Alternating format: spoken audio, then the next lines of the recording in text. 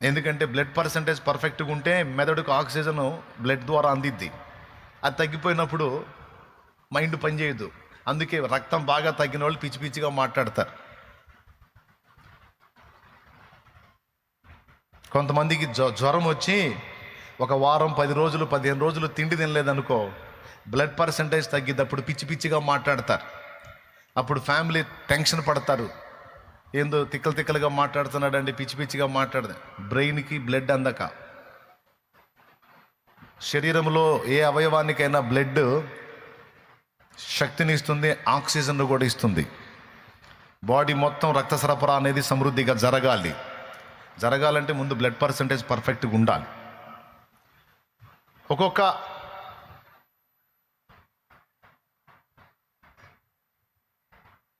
మన శరీరంలో ఒక్కొక్క మూలకం తగ్గితే ఒక్కొక్క విధమైనటువంటి బలహీనతలు వస్తాయి. అందుకే డాక్టర్ ఈ రెండు చూస్తాడు. ఒకటి, చెయ్యకూడనివి చెయ్యొద్దు అని ఆపుతాడు. ఇది కూడా అర్థం కాలేదా మీకు? అర్థమైతే చేతులెత్తి స్తోత్రం చెప్పండి. రైట్. చెయ్యకూడనివి చేయొద్దు, బాడీలోకి తీసుకురాకూడనివి తీసుకురావద్దు. పొగ తాగేవాడిని తాగొద్దు అంటాడు, విచ్చలవిడిగా తిరిగేవాడిని తిరగొద్దు అంటాడు, మందు తాగేవాడిని తాగొద్దు అంటాడు, గంజాయి కొట్టేవాడిని తాగొద్దు అంటాడు. ఆల్కహాల్ ఏ రూపంలో, డ్రగ్ ఏ రూపంలో తీసుకున్న వద్దురా బాబు అని చెప్తాడు. ఎందుకంటే అవి బయటవి నీ బాడీలోకి రాకూడదు, వచ్చినాయంటే నువ్వు డ్యామేజ్ అవుతావు, వద్దు అని చెప్తాడు. అలాగే బాడీలో ఉండాల్సినటువంటి మూలకాలు కూడా తగ్గకుండా చూసుకోమంటాడు. యాజ్ ఇట్ ఈజ్గా దేవుడు కూడా రక్షణ పొందిన మనకి ఈ రెండు బోధిస్తాడు. దేవుడు కూడా రక్షణ పొందిన మనకి ఈ రెండు బోధిస్తాడు. ఒకటి, వదిలిపెట్టిన పాపం మళ్ళా నీ తలుపు తట్టిద్ది, తలుపు తీయొద్దు అని మాట్లాడతాడు. గుర్తుపెట్టుకోండి, మారు మనసు పొంది మనం క్రీస్తు రక్తంలో కడగబడి ప్రభువులోకి వచ్చాం కదా. చర్చిలోకి వచ్చేసాను, తెల్ల బట్టలు కట్టుకున్నాను, బైబిల్ చేతబట్టాను, ఇక నేను వదిలిపెట్టినే మళ్ళా నా జోలికి రావు అని కలలో కూడా అనుకోవద్దు. ఖచ్చితంగా అవి మళ్ళా నీ తలుపు తట్టే అవకాశం ఉంది. అది బైబిలే చెప్పింది. దానికి బైబిల్లో కొన్ని నిరూపణలు ఉన్నాయి. ఉదాహరణకి, మనం గతంలో దరిద్రగొట్టు పాపాల్లో ఉండటానికి కారణం అపవిత్రాత్మలు. అవి మనల్ని అపవిత్రతలోకి నెట్టాయి. ఎప్పుడైతే యేసు ప్రభు మన జీవితంలోకి ఎంటర్ అయ్యాడో, ఆయన మనల్ని ఆయన చేతుల్లోకి తీసుకున్నాడో, ప్రభు ఎంటర్ అయ్యాడు, చీకటి పోయింది, వెలుగు వచ్చింది, క్రీస్తు అనే వెలుగు మన మీద ఉదయించింది. అప్పటిదాకా మనల్ని ఆవరించిన చీకటి, మనం అప్పుడప్పుడు పాట కూడా పాడుకుంటాం. చీకటి తొలగే నీతి సూర్యుడు నాలో ఉదయించే, చీకటి తొలగే నీతి సూర్యుడు నాలో ఉదయించే, నీ సాక్షినై వెలుగుమయమై తేజరిల్లెదను, నీ ఉన్నంత వరకు నీ సాక్షిగా వెలుగుమయమై తేజరిల్లెదను, నీ ఉన్నంత వరకు ఆశ్చర్యకరుడా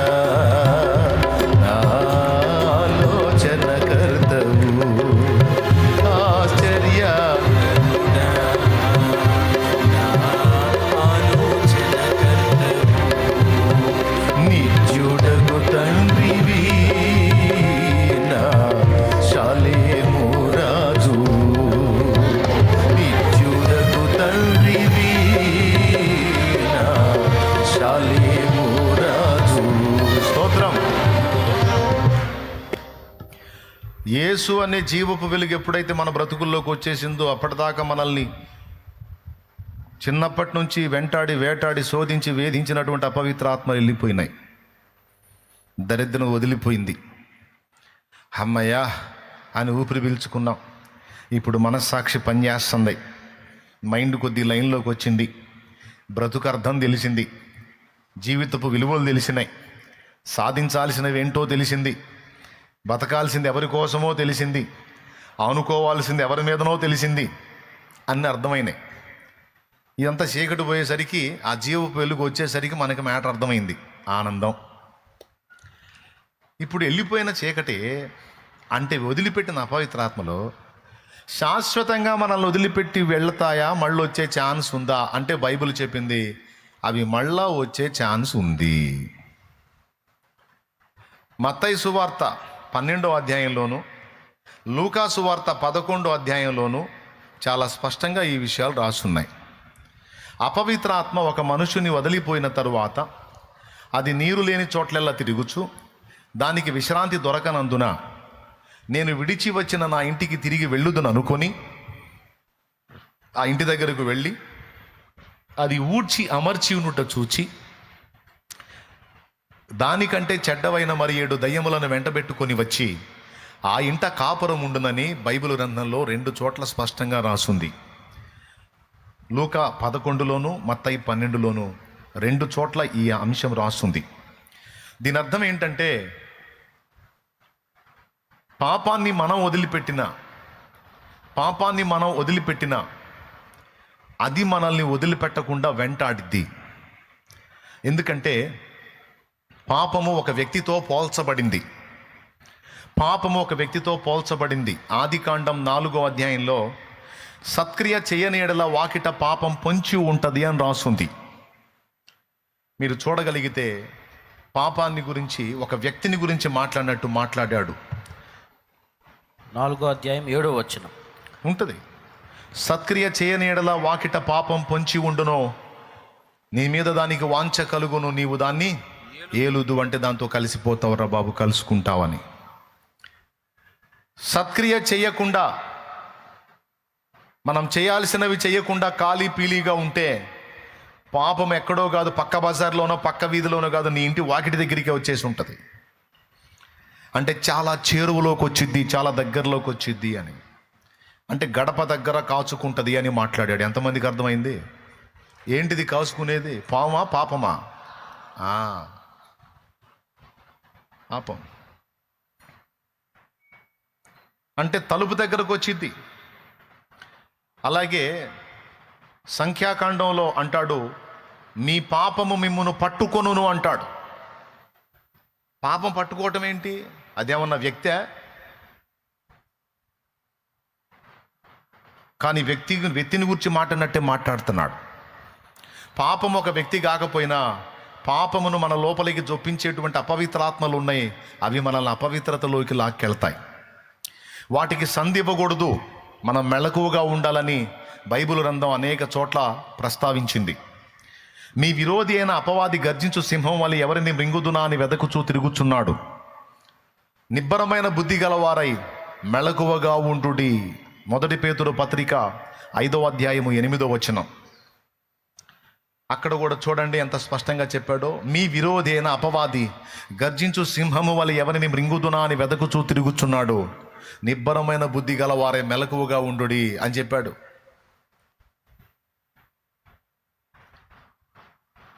దీన్ని బట్టి మీకేమర్థమవుతుంది? మనల్ని పాపంలోనికి లాక్కెళ్ళడానికి మన మాజీ ఫ్రెండ్స్ ఎవరు? మన పాత స్నేహితులు లేదా పాత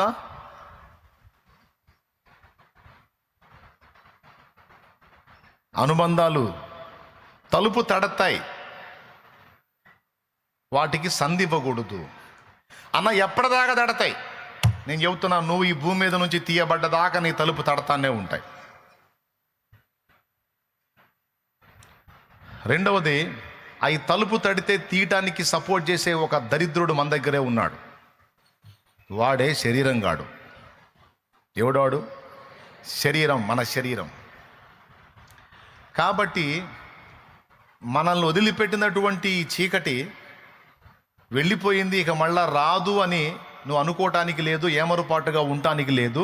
అది మళ్ళా వచ్చి మనల్ని తలుపు తట్టే అవకాశం ఉంది, లేదా మనం తలుపు తీసి పెట్టుంటే మళ్ళా జ్వరబడే అవకాశం కూడా ఉంది. ఇంతవరకు ఎంతమందికి అర్థమైంది? దేవుడు